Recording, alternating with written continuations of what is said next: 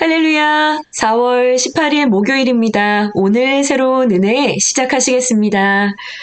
주님 감사합니다. 오늘도 사랑하는 주님의 말씀이 있는 자리를 향할 수 있는 귀한 마음 부어주시니 감사합니다. 주님을 사랑하는 마음으로 그리고 삶으로 성품으로 주님이 사랑이심을 드러내 보일 수 있는 주님의 제자들 되기 원합니다.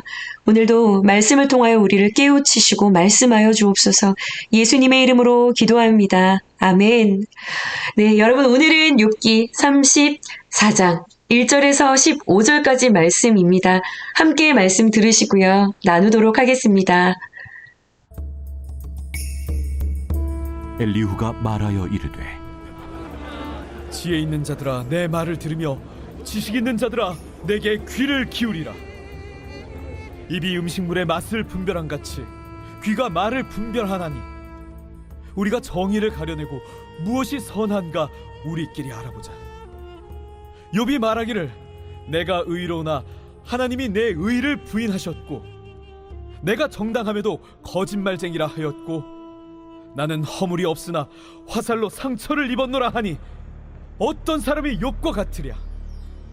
욥이 비방하기를 물 마시듯 하며 악한 일을 하는 자들과 한패가 되어 악인과 함께 다니면서 이르기를 사람이 하나님을 기뻐하나 무익하다 하는구나. 그러므로 너희 총명한 자들아 내 말을 들으라. 하나님은 악을 행하지 아니하시며 전능자는 결코 불의를 행하지 아니하시고 사람의 행위를 따라 갚으사 각각 그의 행위대로 받게 하시나니 진실로 하나님은 악을 행하지 아니하시며 전능자는 공의를 굽히지 아니하시느니라. 누가 땅을 그에게 맡겼느냐? 누가 온 세상을 그에게 맡겼느냐? 그가 만일 뜻을 정하시고 그의 영과 목숨을 거두실진데 모든 육체가 다 함께 죽으며 사람은 흙으로 돌아가리라. 아멘. 여러분 처음에 스마트하고 나이스함도 있는 엘리후라고 제가 엘리후를 표현한 바가 있었는데요. 오늘은 의기양양한 엘리후라고 이름을 붙여주어야 할 것 같습니다. 실은 오늘 본문 말씀을 묵상하면서요. 엘리후가 등장하면서부터 개인적으로는 머리가 아프더라고요. 여러분들도 마찬가지시겠지만 저도 힘들어하는 것 중에 하나가 말로 다투는 겁니다. 말씨름이죠. 상대는 그런 뜻으로 이야기를 한 것이 아닌데 자기 논리를 펼치기 위해서 결국에는 자기의 어떤 그 주장들을 드러내기 위해서 자기 모습은 전혀 보지 못하고요. 자기한테는 적용하지 않고요. 상대방의 이야기를 왜곡시켜서 내가 듣고 싶은 대로 듣고 또 해석하고 이성만 남아있는 그런 차가운 논리를 가지고 상대방을 곤경에 빠뜨리는 말의 전쟁들이 여러분들도 다들 싫으실 거라고 생각합니다. 제가 이번 주에 서울신학대학교를 갔다 왔는데요. 학교 안이 시끄럽더라고요. 아마 여러분들도 뉴스 기사를 통해서 혹시 소식을 들으셨을 수도 있습니다. 오늘 확인을 해보니까는요, 국민일보를 비롯해서 기독일보, 크리스천 데일리, 크리스천 투데이, 뉴스앤조이 이런 신문사들이요, 다 기사들을 다루고 있더라고요. 그 내용은요, 서울신학대학교 안에 있는 어떤 교수님이 그가 유신 진화론자라는 것이 그의 강의와 그리고 그가 쓴 책들을 통해서 이것이 드러나게 된 것입니다. 유신 진화론자 그러면 그 이야기를 다 다룰 수는 없고요. 가장 큰 특징은요. 하나님을 절대 신뢰합니다. 하나님을 인정하고 믿어요. 그런데 창세기에 나와 있는 창조의 기사들이 있어요. 그쵸? 그 창조의 기사들을요. 설화 정도로 생각하는 사람들입니다. 그러니까 여러분, 이 창조 기사는요. 특히 창세기 1, 2, 3장의 이야기들은 성경 전체의 이야기들을 풀어나가는 근간이 되는 아주 중요한 장이잖아요. 성경 전체가 다 너무나 중요하지만 그러니 복음주의 계열에 계시는 교수님들이 이것을 이제 그 교수님에게 학생들이 영향을 받고 이게 서울신학대학교에서 그렇게 가르치면 이게 안 되지 않는가. 이 내용에 대해서 생각에 대해서 바꿀 수 있는 시간을 주셨다고 해요. 몇 년 전부터. 그런데 이런저런 이제 이것을 이제 논문을 또 쓰시고 또 여기저기서 그 자신의 입장을 이렇게 이야기를 하시는데 그 핵심이 되는 그 내용에 있어서는 변화가 없고 이렇게 피하는 이야기들을 이제 주로 이렇게 기록을 하셨나 보더라고요. 그리고는 밖으로는 또 이제 이렇게 입장을 표명하는 거죠. 선교적인 차원에서 전도적인 차원에서는 종교란 과학과 적극적으로 대화를 해야 한다. 자, 그러니 말이 참 아름답죠. 과학 계열에 있는 사람들, 또 그 교수님의 또 동기 교수님들, 그의 제자들이 나서서 쫙 집결이 돼서 살리자. 전단을 돌리고 성명서를 내고요.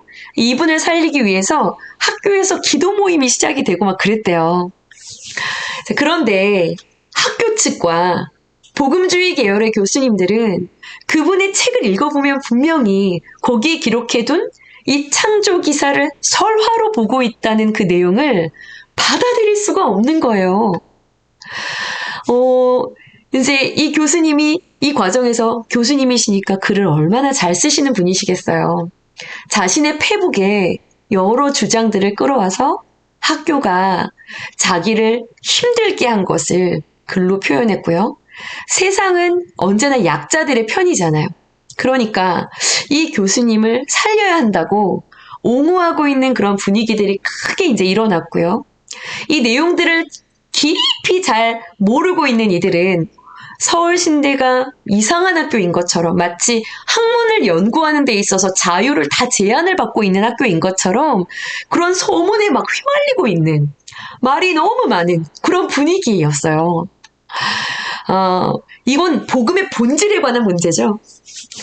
복음의 본질에 관한 문제인데 이 학교 안에서 혈연지연으로 의견이 쫙 다 갈라지고요. 마음이 아프더라고요. 갔더니 이제 학생들도 교수님들도 이제 이것에 관한 이야기들을 계속 하셨어요. 저는 그런 생각이 들었습니다. 우리가 복음의 본질에 관한 것은 싸워내야 한다라는 생각이 있어요. 진리가 드러나고 여러분 진리가 승리할 때까지요. 1517년에 비텐베르크 대학교 학교 정문에 95개조의 반박문을 받고 본질을 훼손한 그런 로만 카톨릭 교황을 상대로요. 오직 성경, 오직 믿음이라고 외쳤던 루터가 여러분 목숨을 걸고 굉장히 외로운 싸움을 싸웁니다. 그래서 오늘날의 기독교가 존재하게 된 것이죠. 그처럼 오늘날에도 본질을 훼손하려고 하는 아름답게 포장하고 있는 모든 시도들은 다 중단되고 무너져야 한다고 생각합니다. 그런데요, 비본질적인 것들이 있어요. 교회 안에도 비본질적인 것들이 참 많이 있습니다. 비본질적인 것에 대해서는요, 이것을 대하는 모든 이들의 자세가 좀 서로를 깊이 이해하고 그리고 서로를 먼저 용납하고요. 상대방의 의견을 존중하고 들을 수 있는 그런 어떤 쉬운 판단과 정죄의 자세보다는 사랑과 이해가 근간이 되고 있는 그런 자세가 기본이 되어야 하는 것이 맞다라고 생각합니다. 우리가 서로를 잘 모르잖아요. 그래서 항상 실수를 하죠. 그래서 늘 우리는요, 서로에게 미안한 마음을 가져야 합니다. 저는 한때 그런 생각이 들기도 했어요. 그리고 지금도 그런 생각을 가지고 있습니다. 내 존재만으로도 지금 누군가가 아플 수 있겠구나, 라는 생각을 해봤어요. 그러니까 미안해지더라고요. 늘 나를 먼저 나를 보는 그런 훈련이 자연스럽게 우리가 되어줘야 합니다. 훈련이 필요한 것이라고 생각합니다. 엘리오는요, 여러분 오늘 본문에 보시면 처음부터 오늘까지 37장에 이르기까지요. 정의로 가득 찼어요. 욥을 꺾기 위해서, 심지어 이것은 비본질적인 것에 해당된다고 생각합니다. 네. 참척이라고 어제 말씀드렸죠. 참혹한 슬픔, 당해보지 않고서는 말할 수 없는 자식을 잃은 참척을 당한, 참혹한 슬픔을 당한 고통 가운데 있는 욥이 했던 탄식들을 붙잡고 그 욥이 한 이야기들을 책 잡아서 그 욥이 한 말과 욥을 꺾어내기 위해서, 이기기 위해서 지금 오늘 엘리오는요, 마치 욥을 재판석에 탁 올려놓고요, 이렇게 말하고 있어요. 사람들 보십시오. 지금부터 우리가 선이 무엇인지, 무엇이 옳고 그른지 드러내봅시다. 욥이 한 말을 낱낱이 분석해서 그의 말이 뭐가 잘못됐고 그의 말 속에 하나님을 향한 그의 신앙이 어떤 것인지를 잘 분별해서 그가 한 말이 그가 얼마나 악한 자인지를 드러내는 말인지 지금부터 분별해 봅시다. 이런 이야기를 시작합니다. 그것이 바로 오늘 본문의 첫 번째 단락의 이야기예요. 저는 말씀을 묵상하는데 속상해서 묵상이 힘이 들더라고요. 그런데 묵상을 하다가 그래, 이 모습 또한 내가 아직 다 발견하지 못한, 내가 여전히 발견하지 못하고 있는 내 모습이다. 내 모습일 것이다. 라고 생각하면서 묵상을 해 나갔습니다. 엘리오는요, 욥이 탄식하면서 했었던 말을 잡아서 그 말들을 근거로요, 욥이 하나님을 악행하는 분으로 보았다는 것을 증명해 보입니다. 그것이 두 번째 단락이에요. 욥이 이렇게 이야기했다는 것이죠. 내가 의로운데 하나님이 내 의를 부정하셨고, 내가 정당한데 하나님은 나를 거짓말쟁이라고 하셨고, 내가 허물이 없는데 하나님은 나에게 화살로 상처를 입히셨다. 이렇게 말하니 어떤 사람이 욥, 당신처럼 말하겠습니까? 아니, 세상에 이렇게 하나님을 비방하는 사람이 욥 어르신 당신 말고 또 어디 있겠습니까? 욥 어르신, 당신은 8절입니다. 지금 악한 자들과 악한 일을 하는 자들과 한패가 돼서 악인들과 함께 다니면서 사람이 하나님을 기뻐해봐야 무익하구나. 하나님을 믿어봐야 아무 소용없구나. 지금 이렇게 말하고 있습니다. 그러므로 10절입니다. 세상에 지혜가 있는 사람들이여, 내 말을 들어보십시오. 하나님은 절대로 악을 행하는 분이 아니십니다. 결코 불의를 행하는 분이 아니십니다. 11절입니다. 그저 사람의 행위를 따라 그들이 행한 대로 갚으시는 것뿐입니다. 자, 세 친구들과 똑같은 결론에 도달했어요. 하나님은 한 대로 갚으시는 것뿐이다. 죄에 대한 결과다. 똑같은 결론에 도달했어요. 여러분, 욥이요, 자기의 의를 주장했었던 것은요, 지난번에도 말씀을 드렸던 것처럼 욥 자신의 어떤 절대적인 의를 나타낸 그런 얘기가 아니었습니다. 그는 단지요, 자신에게 닥친 그 재난이 자신의 죄의 결과가 아니라는 것, 그리고 하나님이 자신의 죄를 사하여 주신다는 그 사실을 믿은 것뿐이에요. 그래서 자신의 상대적인 의에 대한 이야기를 한 것뿐이었습니다. 또 9절에서도요, 욥이 한 말, 사람이 하나님을 기뻐하나 무익하다라고 한 것은요, 악인이나 의인이나 구별이 없이 동일하게 고난을 당하기도 하고 축복을 또 누리기도 한다 라고 했었던 그 욥의 말을 가지고 와서 지금 오해하고 그것을 펼치고 있는 것이죠. 욥이 하나님 다 필요 없다 라고 말한 것이 아닙니다. 제가 지금 말씀을 드리면서도 저는 지금 이들 사이에 들어가서 그게 오해입니다. 그것도 그런 뜻이 아니었습니다. 중재를 하고 있는 그런 기분이 들어요. 하나님의 말씀은 논쟁을 위해 있는 것이 아닙니다. 바울은요, 이런 어리석은 변론과 논쟁을 피하라고 말하기도 했었죠. 결국 엘리오는요, 하나님은 공의로우신 분, 오늘 제목도 공의로우신 전능자인데요. 하나님은 공의로우신 분이라고 하는 자신의 이 말이 틀렸다는 것이 아닙니다. 하나님은 공의로운 분이라고 하는 자기의 주장에 이 상황을 끼워 맞추려다 보니까 욥을 악한 자의 자리에 올려놓았고요. 이건 세 친구들이 이야기한 방식과 결국 똑같은 꼴이 되고 만 것이죠. 자신도 욥기 1장과 2장에서 일어난 그 일을 모르면서 자꾸만 아는 척을 하고 상대를 자기가 아는 만큼 보이는 만큼 판단을 하려다 보니까 욥이 죄인의 자리에 앉아 있어 주어야 하는 것이죠. 하나님은 공의로우신 분. 그러나 나는 무지한 사람. 그래서 공의로운 하나님이 하시는 일을 난 다 모르겠음. 이라고 결론을 내렸다면 박수를 받았을 것입니다. 결국은요, 이원론적으로밖에 생각할 수 없는 그런 신앙인들, 그리고 그런 우리들, 그런 엘리야를 보면서 사람의 지혜가 있다라고 하는 것이 하나님이 보실 때 얼마나 미련한 것인지, 얼마나 상대를 아프게 하는 것인지를요, 다시 묵상을 하게 됩니다. 이런 말씀을 드리면 이제 달려와서 제게 이 본문을 가지고 이렇게 말씀하시는 분들도 계세요. 봐라, 엘리야도 모르고 있었던 사실, 이거 사탄이 한 거 아니냐. 하나님이 했다고 하면 하나님에게 오점이 남으니까 엘리야는 욥한테 뒤집어 씌웠지만 결국 답은 사탄에게 있었네. 그러면 내 문제도 내 병도 다 사탄이 한 거네.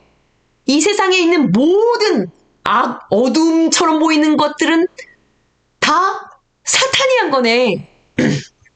그렇죠? 이 또한 답을 찾고 있는 것입니다. 여러분, 이 본문은요, 욥기가 말하고자 하는 것은 우리가 아무리 애를 써서 우리의 논리로 답을 찾으려고 수십 장에 걸쳐서 우리가 앉아서 논쟁을 해보아도 우리는 다 알 수가 없다. 우리는 모른다. 이것을 이야기하고 있는 거예요. 우리는 모른다는 것입니다. 우리로서는 다 알 수 없다는 것이죠. 자꾸만 정답을 알려고 하지 않고요. 여러분, 모든 것은 하나님 안에 있고요. 하나님께서는 이 모든 것들을 창세기 1장의 말씀처럼요. 질서와 조화의 하나님께서 결국 그가 보시기에 좋았더라. 그 상태로, 그가 보시기에 가장 아름다운 상태로 우리 한 사람 한 사람의 삶을 가장 아름답게 완성해 가실 것을 우리는 그저 믿고 따라가면 된다는 것이지요. 하나님은 의로우시고 우리는 그가 하시는 모든 일을 신뢰하면서 따라가는 자들입니다. 아멘이시죠? 그 길이 아프고 힘에 겨워도요. 헤아려주는 사람 하나 없을지라도 여러분, 욥처럼 끝까지 인내로 하나님을 향한 그 믿음을 지켜낼 수 있는 믿음의 여정을 여러분 끝까지 따라갈 수 있는 저와 여러분들의 오늘 하루가 되시기를 간절히 축복합니다. 함께 기도하시겠습니다. 하나님, 사람의 지혜에 있다라고 하는 것이, 사람의 지혜가 넘치는 말이라고 하는 것이 얼마나 하나님 앞에 미련한 것인지 우리가 우리의 모습을 돌아볼 수 있기를 원합니다. 우리가 하나님의 자리에 앉아 선악을 분별하고 누군가를 판단하고 어떠한 문제를 해석하려고 애쓰기보다 하나님이 하시는 그 일들을 인정하며, 그러나 하나님은 선하시고 하나님은 이 모든 것들을 결국 가장 보시기에 아름다운 것으로, 보시기 좋구나라고 말씀하시는 그 상태로 가장 질서 있고 조화롭게 가장 아름다운 모양이 될 수 있도록 모든 것을 회복시키시며 모든 것을 이루어 가신다라는 것을 기억하며 믿음으로 주님 허락하신 그 길을 끝까지 주님을 바라보며 믿음의 걸음을 걸어갈 수 있는 사랑하는 우리 모든 너나들이 성도님들이 될 수 있도록 주님 오늘도 말씀으로 우리를 만져주시고 기도 가운데 우리 가운데 임하시고 말씀하여 주옵소서. 주님, 함부로 아픔에 대해 이야기하지 않고 사랑과 진실함으로 그 누군가를 주님의 마음으로 오늘도 위로하며 나아갈 수 있는 주님 닮은 위로자들이 되어지기를 원합니다. 주님, 기도하는 모든 자리마다 찾아오셔서 깊이 우리 성도분들을 만져주시고 오늘도 사랑한다, 힘을 내라 말씀하시는 주님의 음성과 위로하심을 힘입어 모든 삶의 어려운 자리마다 벌떡 일어날 수 있는 그 힘이 주님의 말씀으로부터 임할 수 있는 정말 귀한 날 될 수 있도록 축복하여 주옵소서. 우리를 잘 아시는, 그리고 우리를 위로하시는 주님 사랑합니다. 감사드리며 모든 말씀 예수님의 이름으로 감사하며 기도드렸사옵나이다. 아멘, 아멘. 네, 기도하시고 묵상하시면서 오늘도 승리의 걸음 걸어가시기를 간절히 소원합니다. 기도하시겠습니다.